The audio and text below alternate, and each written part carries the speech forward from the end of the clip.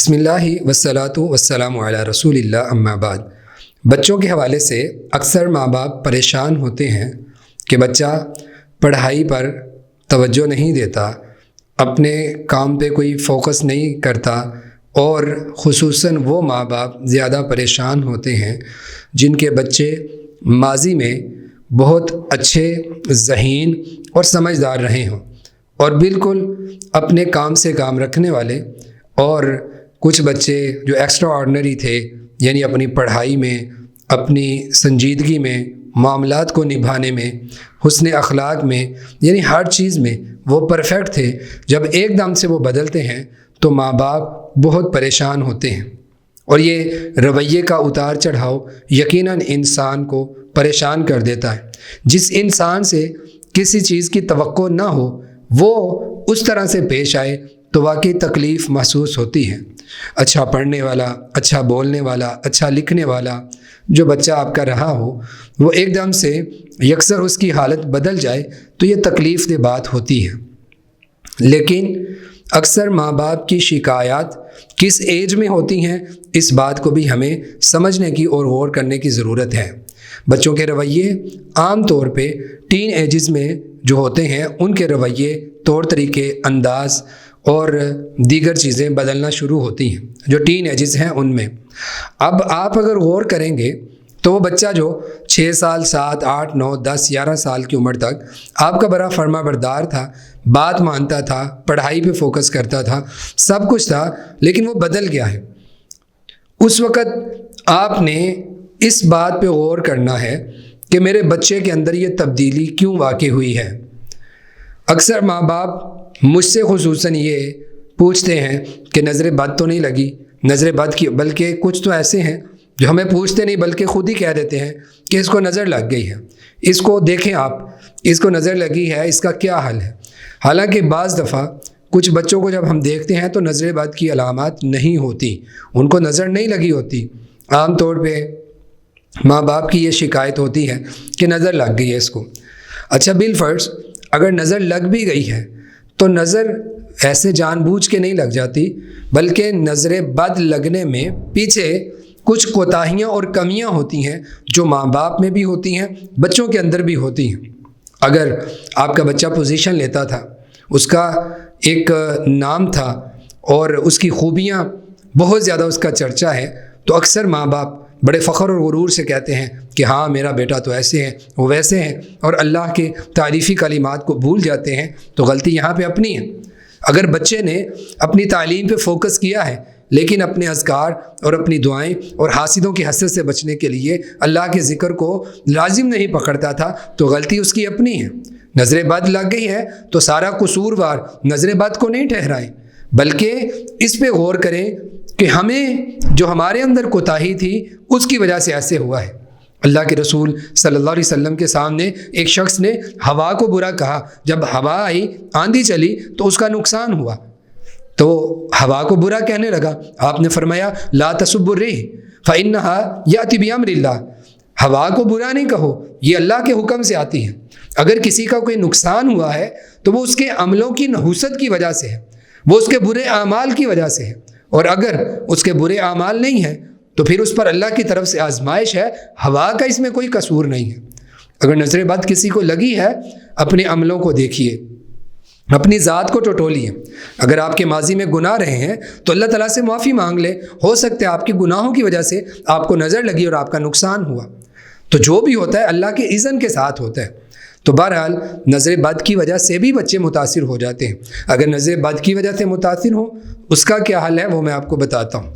اس سے پہلے ہمیں اس بات کو دیکھنا ہے کہ اس کے علاوہ اور کون کون سی وجوہات ہیں۔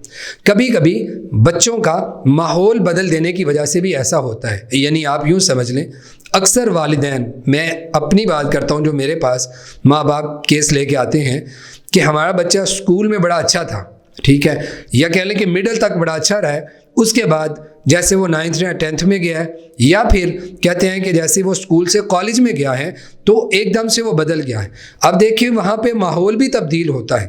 اگر میں اپنے علاقے کی بات کروں تو مڈل تک بچوں کی سوچ فکر ایک خاص انداز سے اور مخصوص انداز کی ہوتی ہے، لیکن جیسے وہ مڈل کے بعد 9th اور 10th میں ہے تو وہاں پہ بچوں کا انداز اکثر مختلف ہوتا ہے.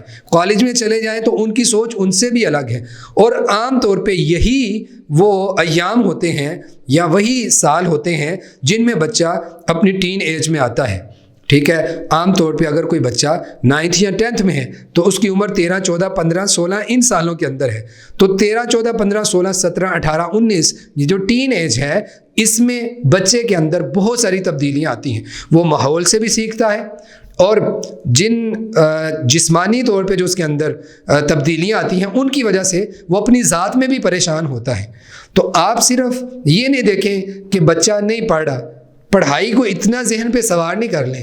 کوئی بھائی پڑھ نہیں رہا تو یہ بات یاد رکھیں کہ ہر بچہ پڑھنے کے قابل بھی نہیں ہوتا. میں مثال دے رہا ہوں, مثال کے طور پہ جب آپ اپنے اسکول میں ہوں, یعنی اپنے بچپن کو ذرا آپ پیچھے چلے جائیں. اپنے بچپن میں آپ جب اسکول میں تھے تو کیا سارے بچے فرسٹ آ جاتے تھے, سیکنڈ, تھرڈ یعنی پوزیشن لے لیتے تھے؟ نہیں لیتے تھے. اگر آپ اپنے بچپن میں دیکھیں تو سارے بچے پاس نہیں ہوتے تھے, کچھ بچے فیل بھی ہو جاتے تھے. تو ایک کلاس میں اگر 30 لڑکے یا لڑکیاں ہیں تو سب کے دماغ مختلف ہیں. اگر ایک بچہ پڑھنے کے قابل نہیں ہے تو آپ زبردستی اس کو نہیں کہیں کہ تم پڑھو پڑھو پڑھو, تمہیں پڑھانا ہے. وہ ڈسٹرب ہوگا, آپ کو بھی کرے گا. اور اگر وہ پڑھتا صحیح تھا اور ایک دم سے وہ بدل گیا ہے تو اس کو مارے نہیں, زبردستی نہیں کریں اور زج نہیں کریں اس کو, بلکہ اس خامی کو تلاش کریں کہ جس کی وجہ سے وہ پریشان ہوا. اچھا خاصا پڑھنے والا بچہ اگر بدل جائے تو پھر پریشانی ہوتی ہے. اس وجہ کو تلاش کریں کہ کس وجہ سے ایسے ہو رہا ہے. اگر ماحول کے تبدیل ہونے کی وجہ سے ہوا ہے تو اس کے ماحول کو درست کریں. اگر اس کو کلاس فیلو اچھے نہیں ملے اور صحبت کا اثر پڑ رہا ہے تو صحبت درست کر دیں اس کی. اگر اس کے جسمانی طور پہ جو اس کے اندر تبدیلیاں آئی ہیں, جیسے آپ جانتے ہیں 13, 14 اور 15 سال یہ عمر ہے بلوغت کی عمر, یعنی بچہ بالغ ہوتا ہے, تو بلوغت کی وجہ سے بھی اس کے جسم کے اندر تبدیلیاں آتی ہیں. ٹھیک ہے, تو وہ ان کے اندر ہی اپنے آپ کو مگن کر لیتا ہے اور سوچ و بچار میں رہتا ہے. تو یہ بھی ایک وجہ ہے. پھر اسی طرح انسان کے ہوش سنبھالنے کی بھی عمر تقریباً اس کے آگے پیچھے ہے. تو جو ایک ہوش مندی کی عمر میں نہیں تھا اس نے ہوش سنبھالا تو اس وقت بھی اس کے اندر کچھ عوارض کی بنا پر تبدیلیاں آتی ہیں. تو اصل آپ کا یہ ہے کہ آپ اس کے ساتھ کاؤنسلنگ کریں.